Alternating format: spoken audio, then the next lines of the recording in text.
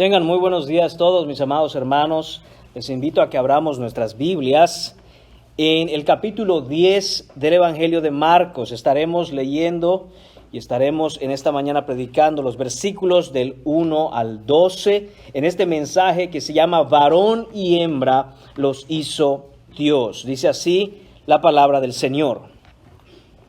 Levantándose de allí, vino a la región de Judea y al otro lado del Jordán, y volvió el pueblo a juntarse a él, y de nuevo les enseñaba como solía. Y se acercaron los fariseos y le preguntaron para tentarle si era lícito al marido repudiar a su mujer. Él respondiendo les dijo: ¿qué os mandó Moisés? Ellos dijeron: Moisés permitió dar carta de divorcio y repudiarla.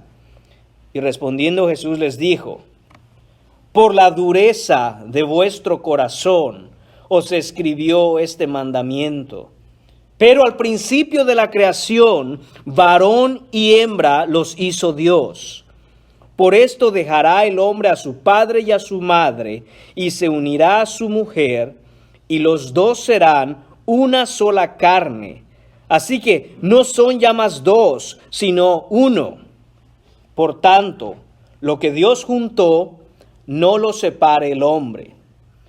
En casa volvieron los discípulos a preguntarle lo mismo, y les dijo: cualquiera que repudie a su mujer y se casa con otra, comete adulterio contra ella. Y si la mujer repudia a su marido y se casa con otro, comete adulterio. Oremos. Señor Padre mío, te damos las gracias por tu Hijo Jesucristo en la cruz, sobre todo, Señor, porque en Él encontramos redención, en Él encontramos perdón. Señor mío, ayúdanos, Señor Padre, a ver en este pasaje de tu palabra, Señor mío, la gracia, Señor, que donde ha abundado el pecado, Señor, la gracia sobreabunda. Señor, que podamos nosotros correr a tu Hijo Jesucristo para salvación, Señor. Y que nuestros corazones sean transformados, Padre, para amarte, Señor, por sobre todas las cosas. Te pedimos esto en el nombre de tu Hijo Jesús. Amén. Amén. Pueden tomar asiento, mis hermanos. Este tema, amados hermanos, trata directamente con un problema de proporciones masivas. El divorcio, hermanos míos, es un arma poderosísima que es capaz de destruir y dañar de una manera profunda e irreversible. Este es un tema que debemos tratar con mucho cuidado. Lo más probable, mis hermanos, es que todos los que estamos aquí sentados de alguno u otro modo hemos sido afectados por este mal, por este veneno que corrompe la sociedad desde su fundamento. Y quiero aclarar que nos iremos con mucho cuidado a través del texto, siempre considerando y pensando que el mensaje del Evangelio es precisamente para pecadores que necesitan perdón. Es precisamente para pecadores que, reconociendo sus circunstancias y su situación, corren a Cristo Jesús para perdón de sus pecados y la vida eterna. Por lo tanto, no debemos mirar este tema de tal forma que apuntemos dedos a quienes han sido de alguna manera dañados por este pecado, sino que nuestros ojos deben ver el dedo de Dios que apunta a su Hijo Jesucristo, en el que tenemos siempre que vayamos corriendo a Él en arrepentimiento y fe, perdón por nuestras iniquidades, incluido perdón por el pecado del divorcio. Que la certeza, hermanos míos, de la esperanza redentora de Cristo brille en este texto y corramos a Él para salvación. ¿Qué tan esparcido está, mis hermanos, este mal en el mundo? Para que usted tenga una idea, el Instituto Nacional de Estadística Geográfica e Informática en México, INEGI por sus siglas, en el 2020 registró las siguientes estadísticas. 46.7% de los matrimonios entre 6 y 20 años de duración terminan en divorcio. Esto quiere decir que aproximadamente la mitad, prácticamente la mitad de los de los matrimonios acaba en un divorcio. Además a esto hay que sumarle aquellos que se separan pero que nunca se divorcian de manera legal. Y también tendríamos que sumar todos aquellos casos en donde aún viven juntos los cónyuges, pero aunque están en la misma casa, realmente es que están divorciados. La CDC aquí en los Estados Unidos reportó los siguientes números para el mismo año, 2020.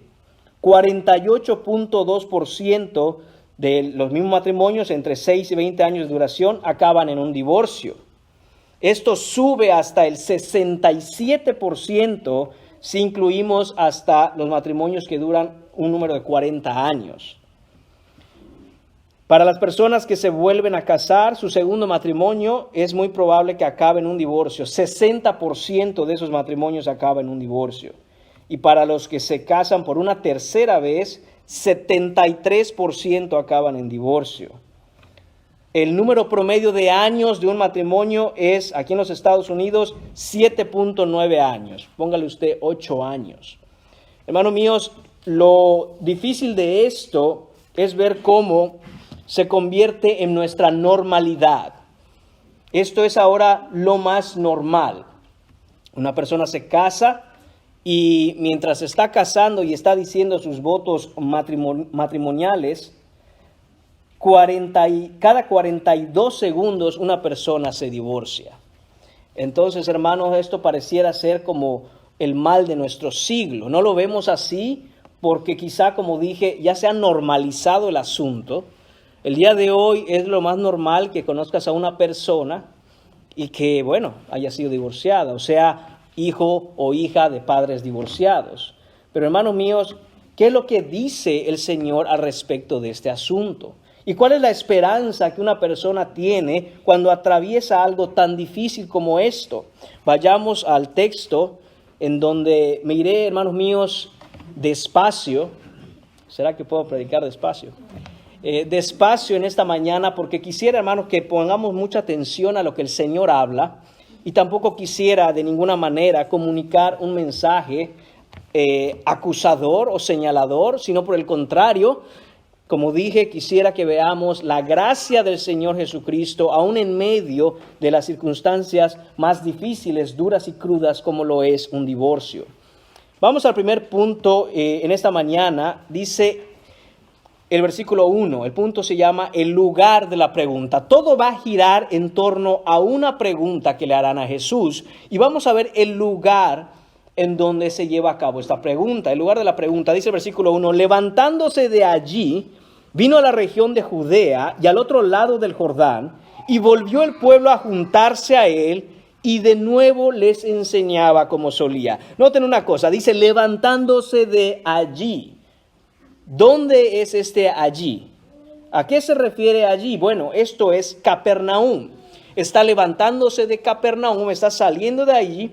Es lo que nos dice el capítulo 9, versículo 33. Si usted recuerda, dice, y llegó a Capernaum y cuando estuvo en casa les preguntó. Ahí es donde inició toda una enseñanza que le dio a sus discípulos. Ahora esa enseñanza ha acabado. Y el texto de esta mañana nos dice que levantándose de allí, saliendo de Capernaum, llegó a la región de Judea y al otro lado del Jordán. Jesús continúa dirigiéndose hacia el sur. Continúa su camino dirigiéndose hasta Jerusalén y en este caso atraviesa la región de Judea y también nos dice al otro lado del Jordán. Esto va a ser muy importante para entender lo que está sucediendo. ¿Qué es esto de al otro lado del Jordán? Bueno, esta es la región de Perea. Así es como se llama esta región. Toda el área en esa provincia estaba dividida en diferentes aldeas y habían algunas aldeas de Perea en donde Jesús está entrando. Estamos ya en la recta final hacia los últimos meses de la vida de Jesucristo en esta tierra. Estamos en el tercer año de su ministerio y está él caminando de frente hacia la cruz. Recordemos que él morirá en Jerusalén para pagar por el pecado de todos aquellos que hemos puesto nuestra confianza y fe en él. Están en Perea, como dije, una región gobernada, mucha atención, una región gobernada por Herodes Antipas, el tetrarca. No olvide por favor eso, porque va a ser clave para entender cómo esta pregunta que le hacen a Jesús la utilizan para tentarlo. Y note otra cosa, dice el texto, y volvió el pueblo a juntarse a él. Y de nuevo les enseñaba como solían. El énfasis que hace en estas palabras, volvió el pueblo y de nuevo les enseñaba como él solía, como él acostumbraba. Hace un énfasis, hermanos míos, en la importancia de la enseñanza en el ministerio de Jesús.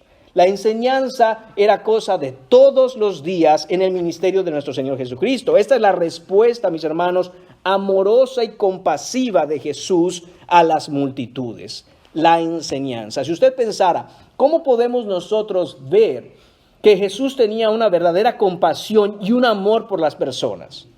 ¿Qué usted respondería? ¿Porque les daba de comer? ¿Porque hacía milagros? ¿Porque los sanaba? Hermanos míos, el texto de la Escritura es claro.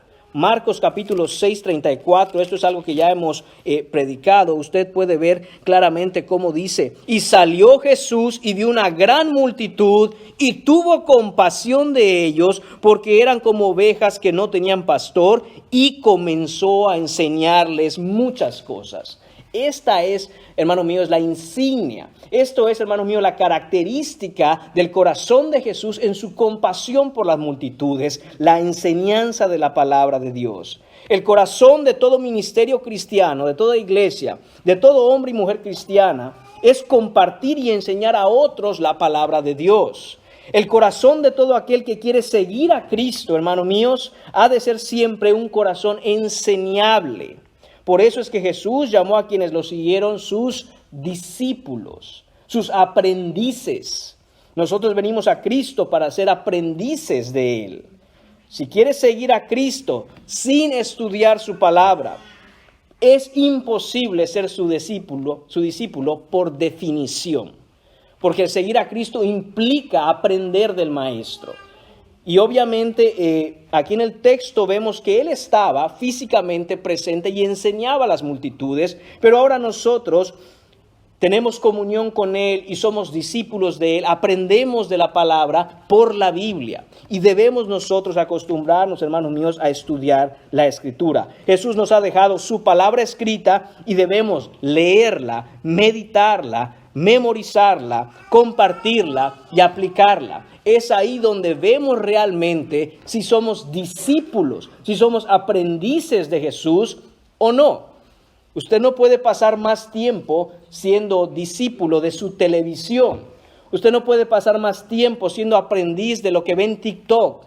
Usted tiene que ir a la palabra de Dios para ser usted un aprendiz de la palabra de Dios. Como dije, es una contradicción de términos. Por definición, hermanos míos, es imposible ser cristiano, ser discípulo, ser aprendiz, si no estamos en la Escritura aprendiendo del Maestro. Y esto es lo que hace aquí Jesús. Hace un énfasis en el hecho de que Él está de nuevo enseñando como acostumbraba. Volvió la gente a llegar donde Él porque quería aprender. Ahora, este es el lugar en donde se va a llevar a cabo una pregunta importante que le harán a Jesús. Eso nos lleva al segundo punto. Vamos a hablar de la intención de la pregunta que le hacen a Jesús. No hemos llegado a saber cuál es esa pregunta, pero lo veremos en un momento. Vamos a ver con qué intención están cuestionando a Jesús y por quién. Este es el versículo 2. Dice el texto: y se acercaron los fariseos y le preguntaron para tentarle. Ahí está la intención de esta pregunta. Se acercan los fariseos. Aquí están de nuevo estos hombres ultra religiosos que son los archienemigos de Jesús. En realidad, ellos odian a Jesús, odian la gracia, aman la justicia propia y creen que son santos. Ellos creen que guardan la ley. Ellos creen que pueden tomar el libro de la ley y llevar cada cosa que ahí está escrita a la práctica, a la perfección. Y entonces preguntan a Jesús una cosa y lo hacen para tentarle. Esta palabra tentarle ahí, hermanos míos, no vaya usted a pensar Reina Valera lo traduce tentarle, pero no vaya usted a pensar que es como para ver si Jesús podía pecar. Porque normalmente a lo mejor conectamos el tentación con el hecho de caer en pecado. No es esa la intención de esta palabra. Otra traducción es para probarlo. Esto es, que no buscaban estos hombres una respuesta en realidad. No es que quisieran saber la verdad a este asunto que iban a preguntar.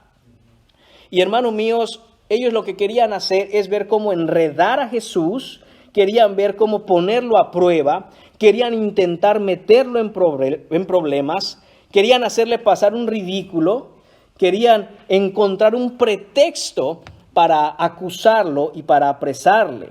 Y hermanos, recordemos que así son todos los que siguen una religión de obras muertas.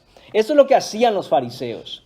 Ellos estaban al pendiente de Jesús. No crea usted que todo el tiempo que hemos aprendido en otros capítulos acerca de lo que Jesús hacía es que los fariseos no tenían los ojos puestos sobre Jesús. Claro que los tenían. Y estaban esperando una oportunidad. Y ahora Jesús está en Perea. Y entonces enseguida llegan estos hombres religiosos para buscar cómo atraparlo. No buscan conocer la verdad, no les interesa conocer la verdad, solo quieren proteger su tradición, porque ellos aman la apariencia y el refugio de sus conciencias es la mentira. Es necesario identificar siempre el fariseísmo a nuestro alrededor, pero más importante, identificar, hermanos míos, y desarraigar todo fariseísmo en nuestro interior. Debemos abrazar la verdad de Dios antes que abrazar el cumplimiento externo de simples reglas que nos van a dar una apariencia de piedad, pero que por dentro, como dijo Jesús a los fariseos, somos simple y sencillamente muertos, sepulcros blanqueados por fuera, pero por dentro llenos de putrefacción. Ahora, ¿qué es lo que están haciendo? Bueno, recuerden que los fariseos ya habían tomado una decisión. ¿Recuerda? Eso lo vimos en Marcos capítulo 3, versículo 6. Y no habíamos vuelto a toparnos con los fariseos por el hecho de que Jesús había avanzado lo más al norte que podía. Pero ahora que se está acercando de nuevo a Jerusalén, ahí están los fariseos. Note cómo en el capítulo 3, versículo 6, así concluía un enfrentamiento que tuvo Jesús con ellos. Y salidos los fariseos, tomaron consejo con los herodianos contra él para destruirle. Este destruirle es para matarle. La pregunta de los fariseos es esta.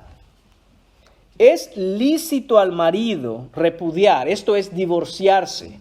¿Es lícito al marido divorciarse de su mujer? En Mateo capítulo 19, versículo 3, vemos que la narración que nos da Mateo dice divorciarse de su mujer por cualquier causa. Esa era la pregunta que le hacen a Jesús. Ahora, ¿cómo es que esta pregunta de los fariseos podría meter en problemas a Jesús? ¿Qué es lo que estaba sucediendo aquí? Hermanos míos, esta pregunta no es hecha por coincidencia. Como dije, no es que los fariseos tenían la intención, el deseo, el motivo de sus corazones era conocer la verdad. Mira, estamos tratando de entender este asunto y queremos saber, Jesús, tú que eres el maestro, ¿qué tienes que enseñar? No esa era la intención, sino que esta pregunta, que no es hecha por coincidencia, como he dicho, está fríamente calculada, está cruelmente pensada y la perversidad de la mente de los fariseos ha maquinado esta pregunta con tal de enredar a Jesús en un grave problema. ¿Por qué? Porque como hemos dicho ya, Jesús está en Perea. ¿Y qué pasa en Perea? Bueno, recuerde, acabamos de mencionar, el gobernador de Perea es ¿quién? Herodes Antipas el tetrarca, que acabamos de leer en el capítulo 3, versículo 6, que los fariseos se habían puesto de acuerdo con los herodianos para destruir a Jesús, para matar a Jesús. En pocas palabras, pareciera que Jesús acaba de meterse a la boca del lobo. Está lleno de fariseos, en donde el gobernador es Herodes. Y estos dos grupos han estado en pláticas, han estado en acuerdos para destruir a Jesús. Y aquí está Jesús enseñando a las multitudes. Entonces viene la pregunta, ¿es lícito, Jesús? A ver, dinos, maestro, ¿es lícito? Es decir, ¿es aprobado por la ley que un hombre, que un marido se divorcie de su mujer? Ahora, ¿cuál era la relevancia de esta pregunta? No solo que Jesús estaba ahí, por decirlo de alguna manera, a merced de los fariseos y herodianos, sino que recordemos qué había pasado con Herodes Antipas el tetrarca. Herodes Antipas el tetrarca estaba casado con Herodías.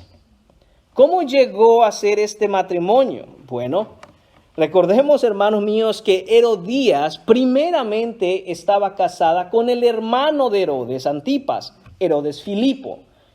Ella con su marido vivían en Roma. En una visita que Herodes Antipas le hace a su hermano, él es despertado en lujuria por su cuñada. Entonces empieza a tener pláticas con ella y esta mujer, que era una mujer fría y calculadora, que buscaba el poder, vio la oportunidad de casarse con Herodes Antipas, primeramente, claro, divorciándose de Herodes Filipo. Además, Herodes Antipas también estaba casado, así que se divorcia de su mujer sin ninguna razón y se casa con su cuñada, que recordemos, también era su sobrina.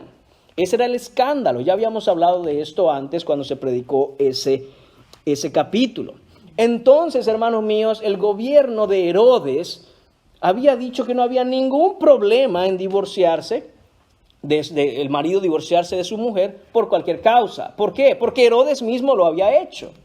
Entonces, imagínense que Herodes dijera en su ley que era un problema o estaba mal divorciarse, si él lo había hecho. Así que no solo eso, hermanos, sino que también los fariseos, por su parte, tenían la ley de Moisés y habían ciertas cosas establecidas en la ley para este tipo de asuntos. Así que, dinos, Jesús, ¿qué piensas del divorcio estando en Perea, donde el gobernador es Herodes Antipas? Dinos, porque quiero recordarte, Jesús, que el primero que levantó la voz en contra de lo que hizo Herodes Antipas, que es el gobernador, cuidado, no vayas a violar la ley, no vayas a ir en contra del gobierno, Jesús. Te recuerdo que lo que pasó con Juan el Bautista, tu primo, es que le cortaron la cabeza cuando él señaló a Herodes y dijo, no te es lícito. Ahí está lo que causó la muerte por decapitación a Juan el Bautista. No te es lícito, Herodes, tener la mujer de tu hermano. Así que, Jesús, dinos, ¿qué piensas del divorcio? Esta es, hermanos míos, el escenario que han preparado los fariseos en esta pregunta. ¿No cree usted que dijeron, oye, mira, yo tengo dudas acerca de la enseñanza cristiana acerca del divorcio? Así que preguntemos a Jesús, que es un hombre que hemos visto, que viene de Dios. No, esta pregunta está, como dije, premeditada, fríamente calculada y trata de poner en problemas a Jesús. Así que, hermanos míos, ahora que está Jesús en Perea, pues inocentemente los fariseos vienen con esta pregunta. En tiempos de Jesús, hermanos míos, entre el pueblo judío se conocía el divorcio, no era algo nuevo en realidad, aunque se discutía las razones lícitas y legítimas para divorciarse. Existían básicamente dos posturas al respecto. Habían dos rabinos muy informados en el tema, y la gente seguía una de estas dos corrientes. Uno de esos rabinos se llamaba Shammai. Y él decía que únicamente en caso de adulterio un hombre podía legalmente divorciarse de su esposa. Mientras que había otro rabino, al que muchos también seguían, llamado Hillel. Él enseñaba que el divorcio podía darse por cualquier razón. Y esa era, hermanos míos, la postura más popular. Se puede imaginar por qué. Esta idea de que el marido podía divorciarse de su mujer por cualquier razón fue tomada de una enseñanza en Deuteronomio capítulo 24, en donde el Señor había estipulado a través de Moisés una ley por la cual debía darse carta de divorcio a la esposa. Entonces se discutía mucho el significado de lo que Deuteronomio capítulo 24 decía. Si quiere, acompáñeme a Deuteronomio capítulo 24, versículo 1, Note esto, dice, cuando alguno tomare mujer y se casare con ella, si no le agradare por haber hallado en ella alguna cosa indecente, le escribirá carta de divorcio y se la entregará en su mano y la despedirá de su casa. Estas palabras, mis hermanos, alguna cosa indecente, es lo que discutían estos dos rabinos, Shammai y Hillel. ¿Qué significaba una cosa indecente? Bueno, Shammai, como hemos dicho, él decía, claramente esto significa alguna situación en donde haya inmoralidad sexual, un adulterio, por ejemplo. Mientras que Hillel decía, no, realmente no, ahí yo no veo nada de eso, una cosa indecente queda a criterio del marido. Cualquier cosa que el marido considere una indecencia, algo reprochable, algo que simple y sencillamente no puede ser, él tiene derecho de divorciar a su mujer. ¿Qué es lo que había pasado? Hermanos míos, que los hombres en ese tiempo podían divorciarse de sus mujeres simple y sencillamente porque al servirle la comida a la mujer se le pasó de sal o se le quemó el plato. O simplemente es que ya no encuentro a mi mujer hermosa como la encontré un día. ¿Qué indecencia es esa? Y la dejaban. Así que, hermanos míos, este era el mundo en el que los judíos vivían. Además, hermanos, antes de la enseñanza cristiana, no piense usted que la civilización del mundo era una maravilla, como algunos quieren pensar. Por supuesto que no. Entre los griegos la cosa era aún peor. Aristóteles dijo, como en cualquier otro tipo de animal, la hembra es siempre de carácter más débil, más perversa, más torpe e impulsiva. Otro griego, Sócrates, dijo, debes temerle más al amor de una mujer que al odio de un hombre, porque el amor de una mujer es siempre falso, mientras que el odio del hombre es siempre verdadero. Entre los romanos no se diga. Séneca, qué respetado era Séneca en su tiempo y cuánto ha influenciado hasta nuestros días el occidente, él decía, las mujeres solo sirven para casarse con ellas y divorciarse de ellas. Tener hijos legítimos mientras está casado y que ellas cuiden a esos hijos cuando estén divorciadas. Esa, hermanos míos, era la cosmovisión del mundo en ese tiempo. Esa era, hermanos míos, el contexto histórico, cultural y geográfico en el que se le hace a Jesús esta pregunta. Y Jesús tiene que responder. Jesús va a responder, hermanos míos, algo completamente contracultural. Y va a responder algo que va en contra de las leyes establecidas por el gobierno, en contra de lo establecido por los líderes religiosos, en contra de todo lo que el hombre conocía hasta entonces. Jesús va a responder esta pregunta de forma que va a ser absolutamente única y que va a marcar la diferencia entre la barbarie de aquellos siglos y lo que hoy conocemos como la cosmovisión bíblica del matrimonio cristiano. Solo la palabra de Dios, hermanos míos, trae dignidad a la mujer. Nada más trae dignidad a la mujer. Muchos han querido y muchas han querido señalar que la palabra de Dios o la Biblia o la religión cristiana tratan de sobajar a la mujer y no darle su lugar. ¿Y creen que el feminismo lo hace? Hermanos míos, nadie como Jesucristo para poner la dignidad correspondiente y la protección que merece el matrimonio en un hombre y en una mujer. Absolutamente nadie como Él. Esto, hermanos míos, nos llega al siguiente punto.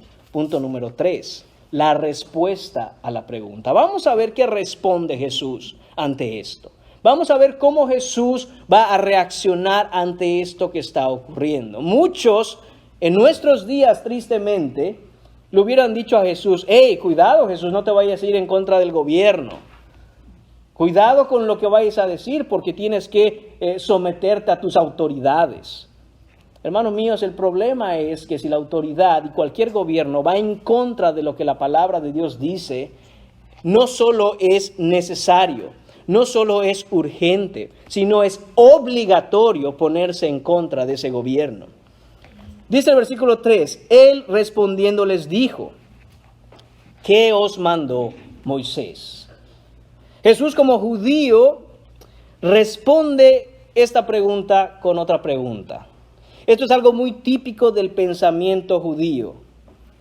no es simplemente dar la respuesta, sino hacer razonar, hacer pensar, ayudar al otro a usar el discernimiento para llegar a la respuesta. El proceso para llegar a la respuesta es tan importante como la respuesta misma. Y entonces Jesús hace esta pregunta. A ver, díganme, ¿qué os mandó Moisés?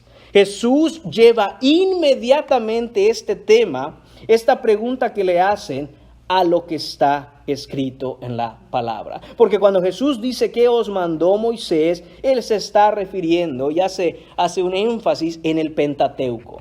Moisés escribió los 5 primeros libros de la Biblia, conocidos como el Pentateuco, y específicamente Él está señalando lo escrito en Deuteronomio.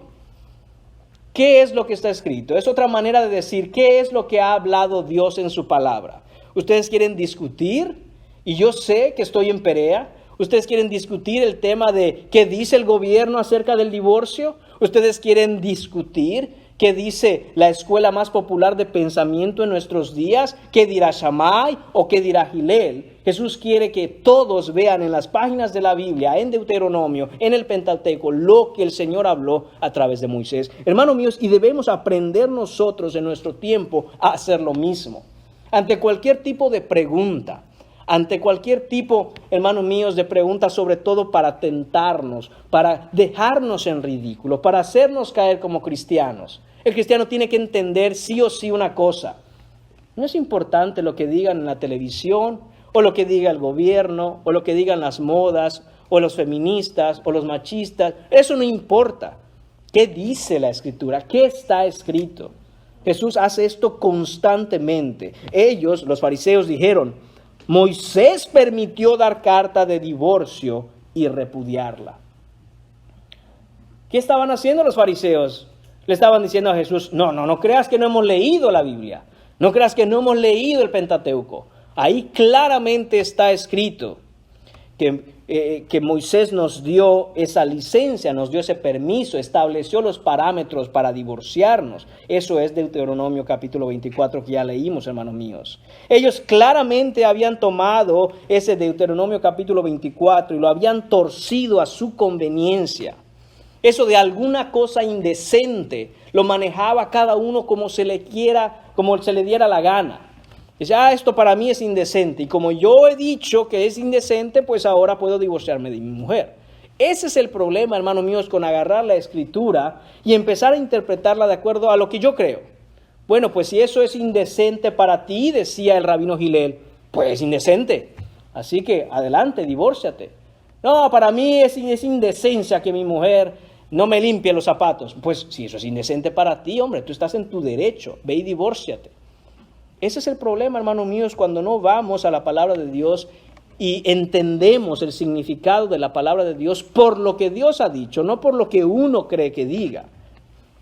Entonces, hermanos, Jesús va a explicar algunas cosas aquí.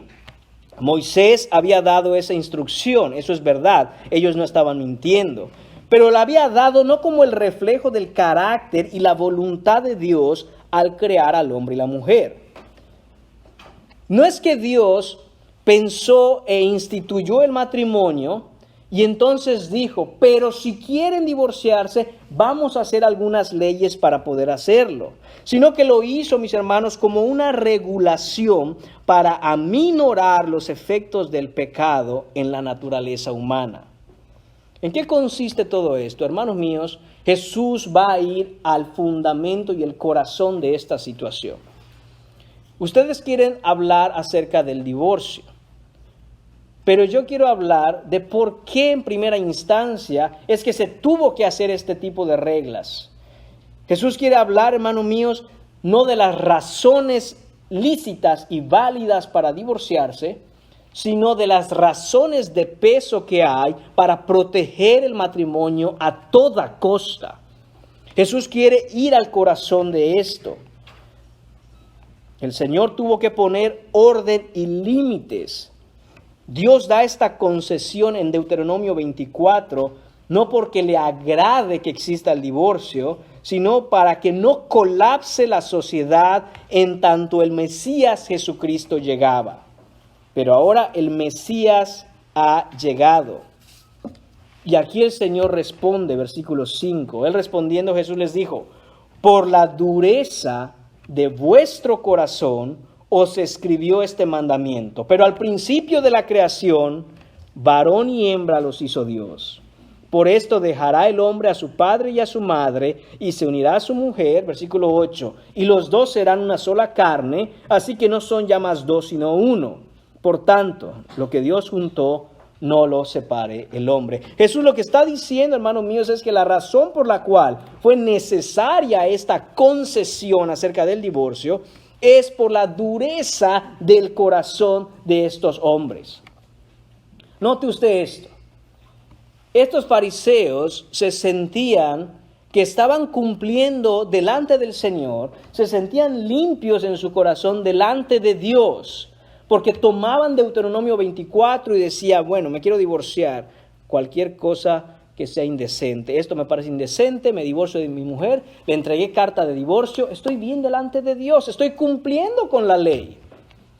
Pero Jesús les está haciendo ver, es por la dureza de vuestro corazón, es por el pecado que hay en ustedes, es por la maldad que mora en su interior, que Dios tuvo que dar esta orden, esta limitante, estos parámetros. Es su maldad, es su perversidad en contra de sus mujeres, en la que el Señor, en su amor por ellas, hizo esta regla para protegerlas. Ustedes son duros de corazón, les está diciendo Jesús. Ustedes son malos, son perversos, son insensibles, son egoístas. Y si se les dejase sin ninguna restricción, son capaces de los peores males. Para restringir el daño que causan por el pecado que hay en sus corazones a sus mujeres, es que se dio este mandamiento. Así que no se crea usted que porque está cumpliendo con lo establecido acerca del divorcio, usted está bien con Dios. No. De hecho, está usted siendo restringido para no continuar haciendo este daño a su cónyuge. El Señor quiere que entendamos, mis hermanos, que esto acerca del divorcio no es de ninguna manera el reflejo de la voluntad de Dios. Es como cuando vemos en Primera de Corintios que nos habla a los creyentes y a las creyentes que están casadas con no creyentes.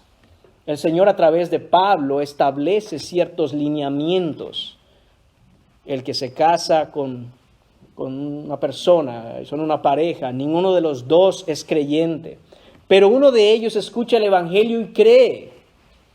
Ahora el otro cónyuge es inconverso y está casado con un creyente y la palabra dice, no os unáis en yugo desigual. ¿Qué hacemos, Pablo? Entonces el Señor enseña que el cónyuge no debe abandonar, el cónyuge creyente no debe abandonar al cónyuge no creyente. ¿Pero es esto lo que el Señor había mandado desde el principio? No, sino que son estipulaciones, son condiciones que se dan a causa de que ahora el pecado ha entrado en el mundo y se tiene que restringir ese pecado y esa maldad de algún modo. Pero no es así como el Señor ordenó las cosas en un principio. El Señor quiere mostrarles que aunque ellos quieren hablar de la ley que legisla el divorcio, el problema es que ellos no han entendido en lo más mínimo lo que es el matrimonio. Quieren hablar de algo de lo que no tienen la menor idea. El problema es que están hablando al aire cuando se trata del divorcio, porque el Señor nunca estipuló en el principio que habría un divorcio, sino que esto ha llegado después del capítulo 3 de Génesis, cuando el pecado ha infectado todo en el mundo. Jesús lleva esto al principio, a la voluntad de Dios, no a la voluntad de los hombres. Por eso dice el versículo 6, en el principio de la creación. Debemos mirar el principio de la creación. No debemos mirar el resultado del pecado y empezar a ser sabios acerca del divorcio, sino que tenemos que ser sabios a la voluntad de Dios que desde el principio Él ordenó en Génesis, porque es ahí donde el Señor habló e instituyó el matrimonio entre un hombre y una mujer. Dios establece estos principios, mis hermanos míos, y deben ser los mismos principios que nos regulen hasta el día de hoy. Dice el Señor, varón y hembra los hizo. Esta es una declaración contundente. Esta es una declaratoria, hermanos míos, pesadísima. Nos habla no solo de que hay dos sexos, no hay más, hombre y mujer. Y cuidado con la palabra género. Género no es una palabra, hermanos míos, que el Señor presuponga en la Escritura desde el principio. Se habla de sexos, masculino y femenino. ¿De dónde viene la palabra género? De la gramática. Hay el género masculino, femenino y neutro. De la literatura. Hay diferentes géneros de literatura. Y ha sido adoptado por las nuevas ideologías de hoy para hablar de géneros, como si hubieran una gran gama de géneros.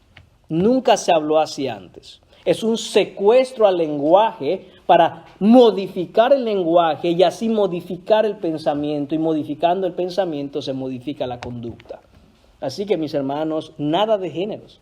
La Biblia es clara, sexo masculino y femenino. Así los hizo Dios. No hizo hombre y hombre, no hizo mujer y mujer, no hizo dos hombres y una mujer, ni dos mujeres y un hombre y una mujer.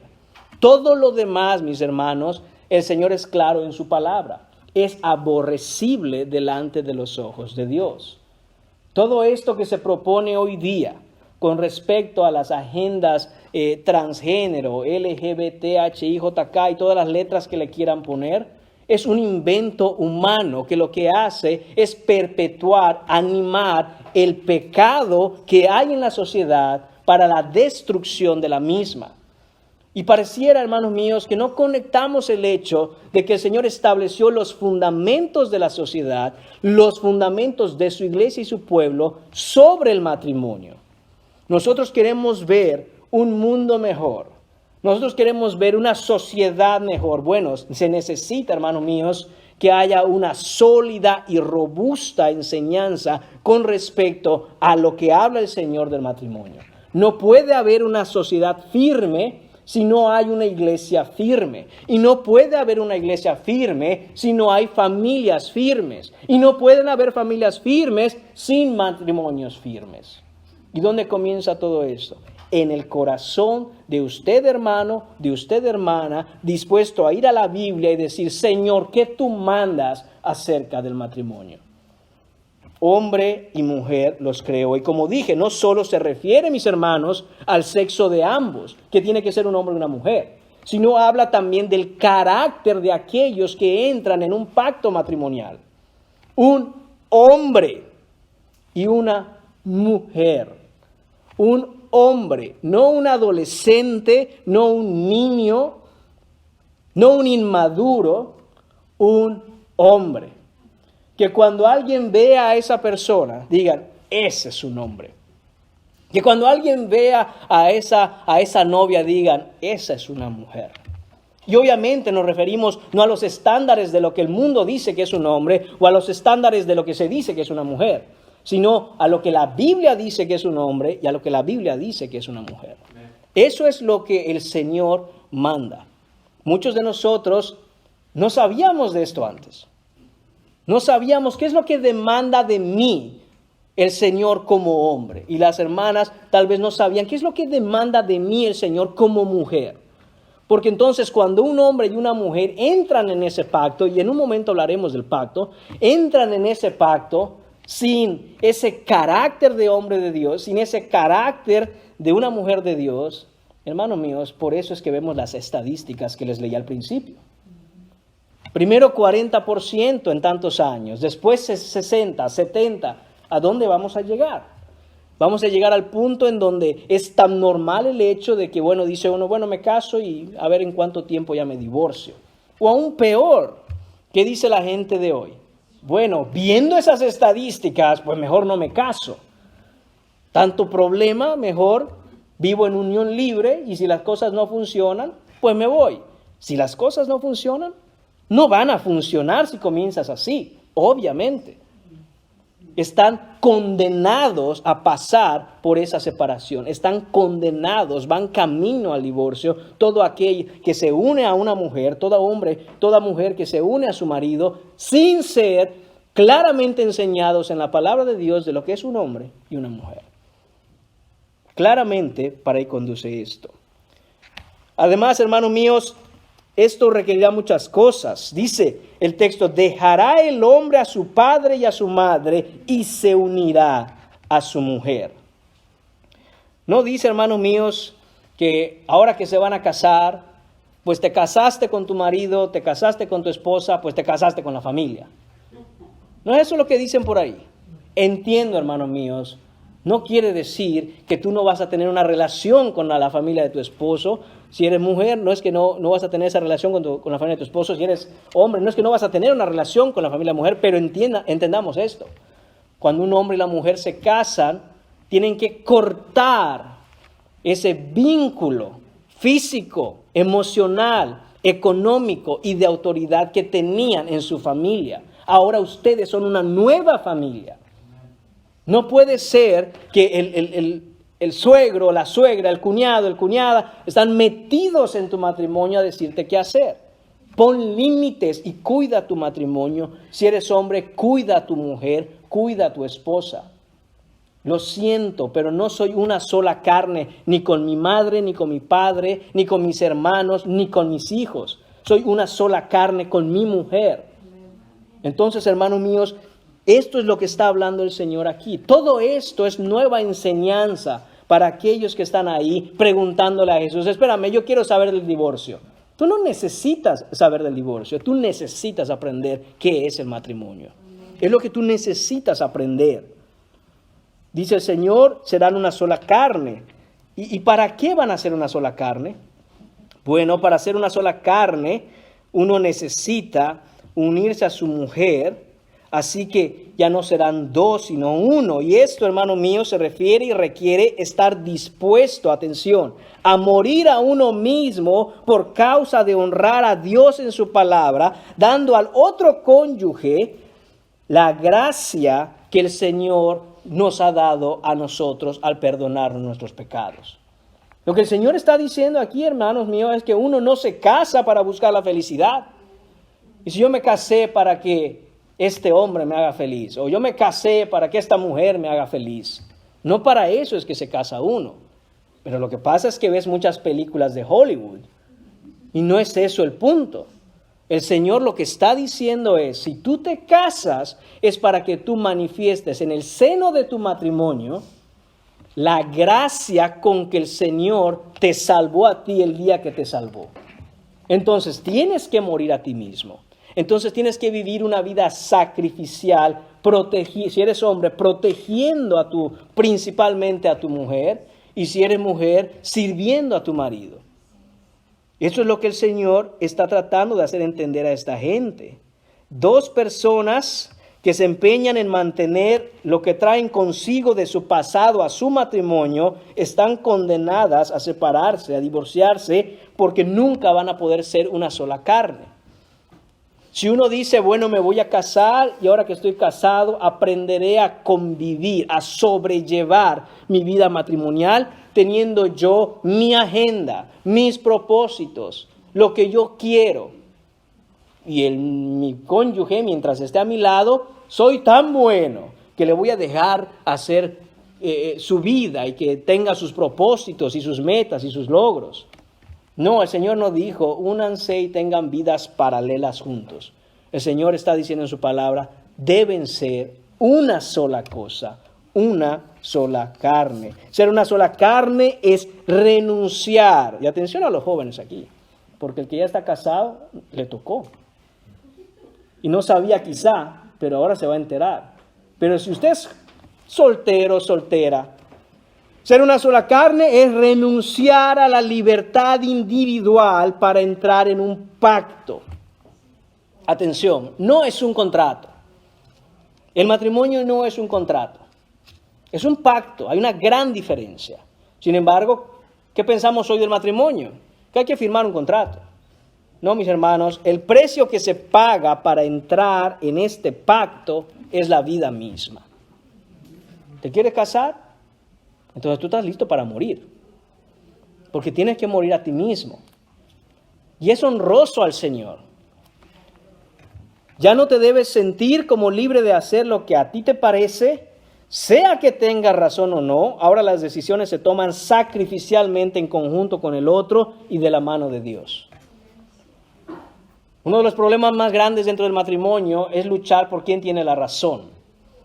Tú moriste a tener la razón el día que te casaste. Hermanos, amén. Tú moriste a ese derecho de decir, es que yo tengo la razón. Pero si tú ya estás casado, tú ya te moriste a ese derecho. Tú renunciaste a esto y ahora estás en un pacto. Hermana, y al revés es lo mismo. No crea que no. Uno no busca por quién tiene la razón. ¿Cuál es el punto entonces? Si la pelea no es, y nunca debe haber una pelea por saber quién tiene la razón, ¿cuál es el punto? El punto es, ¿quién es el que va a honrar a Dios más? Ese es el punto. A mí no me interesa tener la razón, a mí me interesa honrar el pacto en el que Dios me ha puesto. Ese es mi interés, ahí están mis ojos. Sí, pero es que ¿y qué? ¿Qué es lo que honra a Dios? Muchas veces el tener la razón, mis hermanos, aunque es legítimo y es verdad, es deshonroso al Señor por la manera en que tú haces prevalecer tu razón.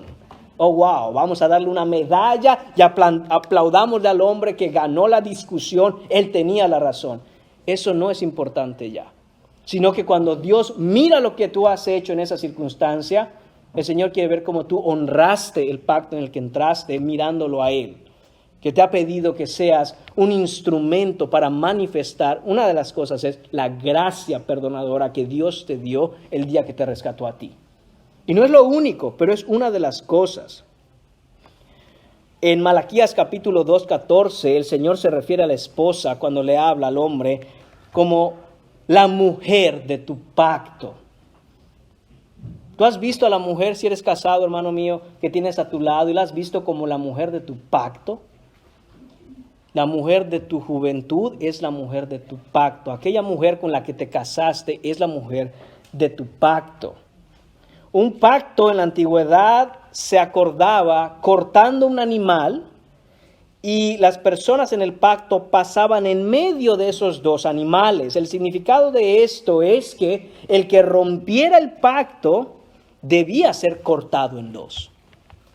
Ese era el punto de ver ese animal partido en dos y pasar en medio de ello. Era decir, si yo rompo el pacto, merezco que me partan en dos, porque ya no soy una persona separado de mi esposa. Y la esposa pensaba, yo ya no soy una mujer separada de mi marido. Y si llegamos a romper este pacto, mejor que nos partan en dos, porque eso es lo que va a suceder. Y tal vez no sucede físicamente, pero sucede espiritualmente. Sucede emocionalmente, psicológicamente. En ocasiones, hermanos míos, cuando los padres tenían un amor muy especial por sus hijos, ellos detenían eso y decían que no pase mi hijo a través de esos dos animales, porque voy a pasar yo. Y si mi hijo rompe el pacto, que me corten en dos a mí.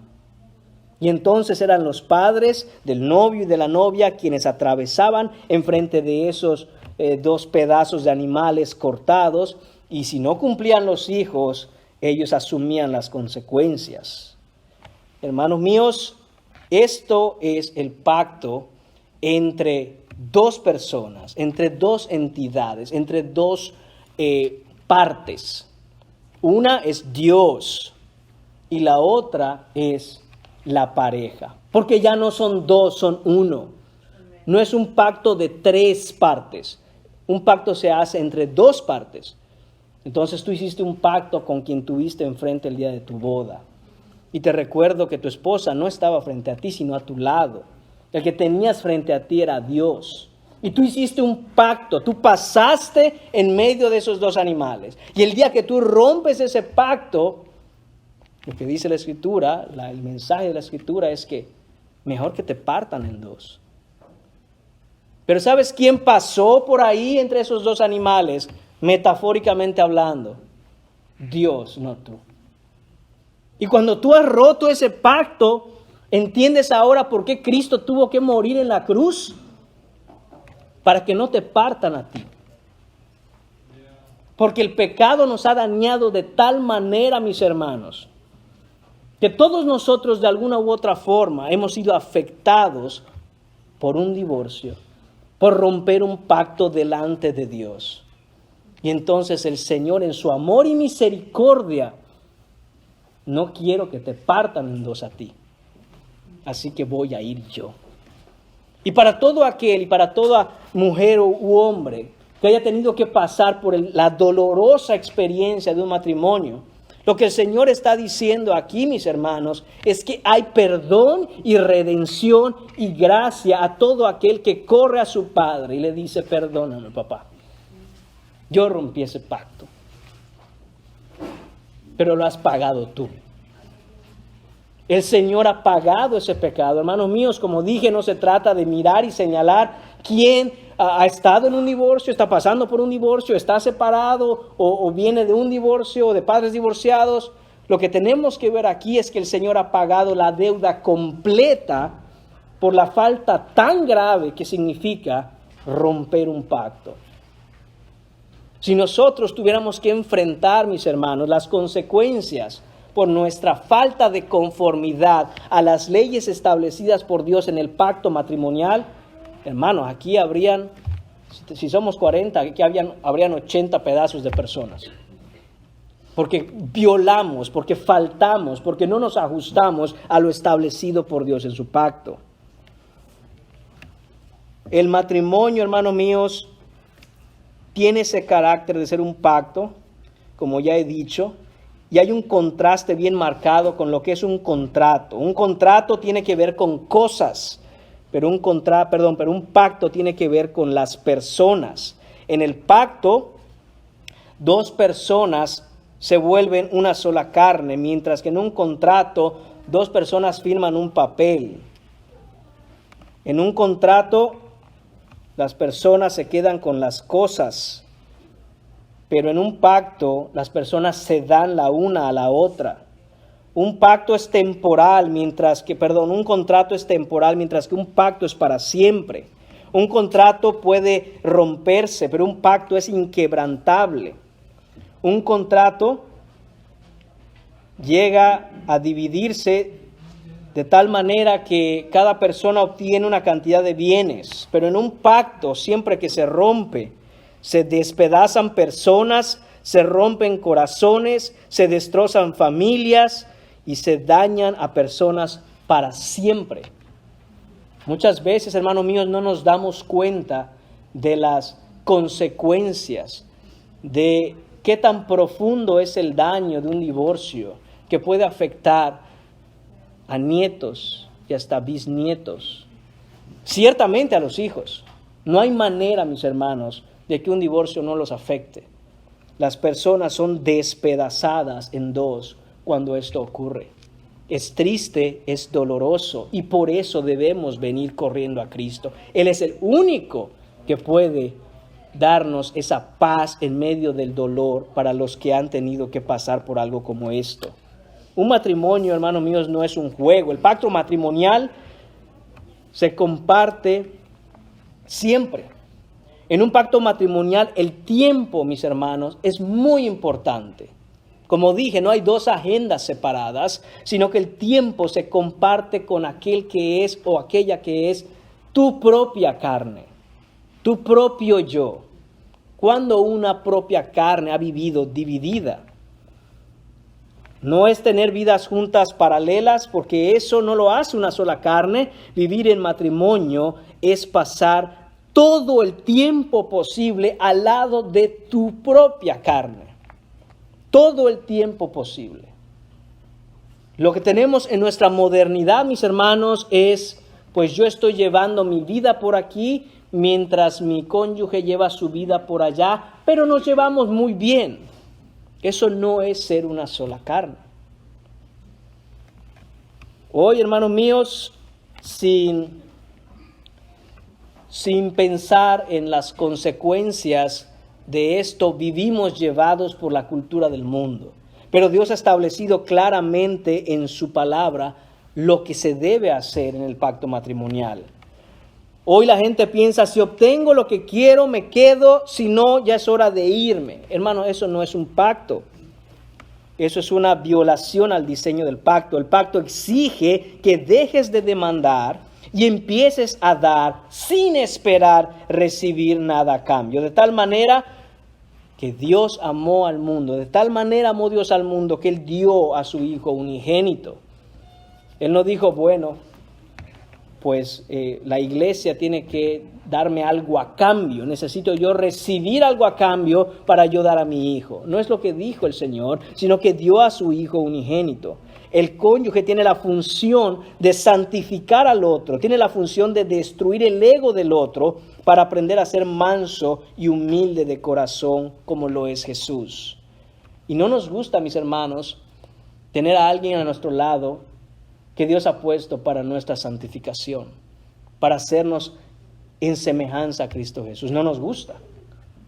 ¿Por qué? Porque la santificación tiene que ver con atacar directamente el pecado que hay en ti. Y cuando nuestro cónyuge ataca, no es nuestro cónyuge atacándonos, es Dios usándolo para formar nuestro carácter al carácter de Él, matando nuestro ego y nuestro orgullo. Y no nos gusta. Y entonces hacemos una lucha y una guerra en contra de nuestro cónyuge en vez de agradecer al Señor porque me está haciendo a su imagen y semejanza. Ser una sola carne, hermanos míos, es el pacto de Dios y no es fácil. Hay que morir cada día al yo para que crezca Él. Esto es lo que manda el Señor, mis hermanos, con respecto a este pacto. En Efesios capítulo 5, versículo 32, el Señor nos deja bien claro una cosa. Dice, grande es este misterio. ¿Cómo es posible que esto pueda darse? Y dice, Señor, grande es este misterio, mas yo digo esto respecto de Cristo y de la iglesia.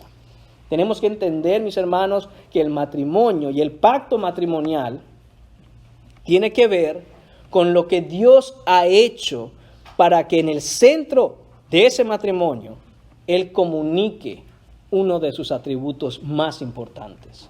Y no es solo la gracia, porque debemos ser cónyuges perdonadores, sino que nos habla de la fidelidad de Dios al pacto. Pareciera, hermanos, que uno piensa en todos los propósitos que tiene Dios para el matrimonio. Y habrán muchos quizá que sean válidos. Solo en un matrimonio entre un hombre y una mujer pueden haber hijos, puede haber descendencia, y eso es cierto.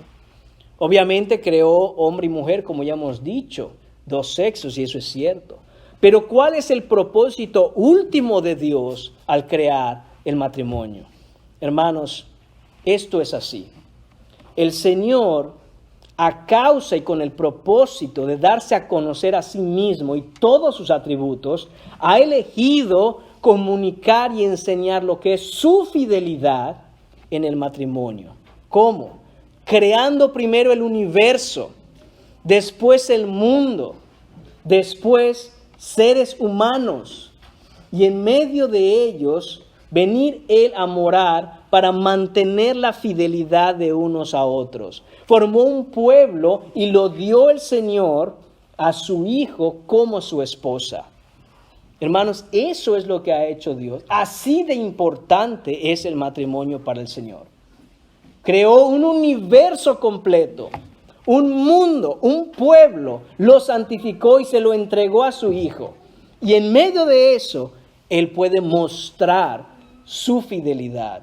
Porque aunque la iglesia no se comporta muchas veces a la altura del pacto, Dios permanece fiel. Y del mismo modo nos pide a nosotros como cónyuges, como esposos y como esposas. No si el otro no se comporta a la altura del pacto, porque no se va a comportar muchas veces, sino que cuando no se comporte a la altura del pacto, uno debe permanecer fiel. ¿Fiel a quién? Al pacto con Dios. En un sentido, mis hermanos, podemos mirar a nuestro cónyuge y decirle, mira, yo te amo mucho, pero en última instancia yo me mantengo fiel, no por ti, sino por el Dios a quien sirvo. Y no quiere decir que usted no ame a su cónyuge, pero en última instancia lo que soporta, lo que le da fuerza al amor que usted le tiene a su cónyuge es primeramente el amor que usted le tiene a Dios. Nunca busque un esposo o una esposa que no ame primero de todo corazón al Señor. Porque si no puede amar al Señor, no le puede amar a usted. No le exija a un hombre o a una mujer que no tiene ni idea de lo que es el amor por Dios, que le ame fielmente. Todas las causas por las cuales un hombre o una mujer faltan al pacto de Dios en el matrimonio, sea la causa que sea, en última instancia tiene que ver con el hecho de que no aman a Dios como deben amar a Dios. Por lo tanto, les es fácil romper el pacto que han hecho con Dios. Y como consecuencia, el afectado es el cónyuge. Y sin embargo, mis hermanos, eso no nos da derecho al cónyuge afectado de decir, pues entonces hasta aquí llegué. Siga y manténgase fiel. Y si ha pasado por una situación como esta, sígase manteniendo fiel al Señor. Vaya y corra a Dios. Él es el que va y el único que puede sanar las heridas de algo como esto, tan difícil de ver. Por último, mis hermanos, el punto final es el punto número 4, y es el punto final a la pregunta. Dice el versículo 10, en casa volvieron los discípulos a preguntarle de lo mismo. O sea, los discípulos escucharon todo esto, y cuando llegaron a solas con Jesús a una casa, le dicen, a ver Jesús, tenemos una pregunta. Y la pregunta fue exactamente la misma. Como diciendo, Señor, no nos quedó claro, como que no entendimos bien. ¿Nos puedes explicar de nuevo? Y entonces Jesús le responde, versículo 11, claro y directo. Cualquiera que repudia a su mujer y se casa con otra, comete adulterio contra ella. Y si la mujer repudia a su marido y se casa con otro, comete adulterio. Esa es la verdad de Dios. Y hermanos, cuando escucharon esto, estos hombres, seguramente les explotó el cerebro y se les reventó el corazón. ¿Por qué razón? Porque Jesús acaba de decir palabras que nunca se han escuchado, ni en su entorno, ni en su cultura, ni en su tiempo. ¿Y qué es esto? Dice que el que comete adulterio contra su mujer. Jesús, ¿te escuchamos bien? ¿Desde cuándo el hombre puede cometer adulterio contra la mujer? Eso nunca era el caso, mis hermanos. Porque la mujer, como dije, estaba en una cultura y en un tiempo en donde se le oprimía por completo. Su valor era prácticamente cero. Era un bien inmueble, era una posesión.